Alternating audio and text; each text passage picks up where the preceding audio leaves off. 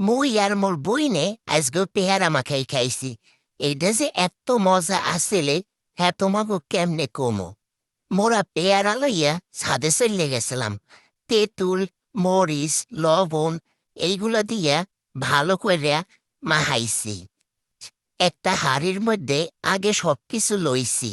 প্রথমে পেয়ারা দিছি, এরপরে তেঁতুল দিছি, লবণ দিছি, মরিচ দিছি, এরপরে একটু তেল দিয়ে দিছি, সরিষার তেল দিছি।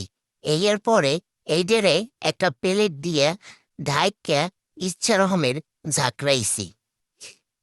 প্লেটটার উপরে সব লইয়া হেগের পরে মুই, মোর বইনে আর মোর দাদি সবাই মিলে জিলে খাইছি। এইটা যে এত মজা আসলে, মোর জীবনে আর মুই এই রকমের পেয়ারা মাখা খাইনি। বিশ্বাস করো তোমরা, শেষ পর্যন্ত প্লেট চারটে পুটে খাইছি মুই আর মোর বইনে। এত মজা আসলে।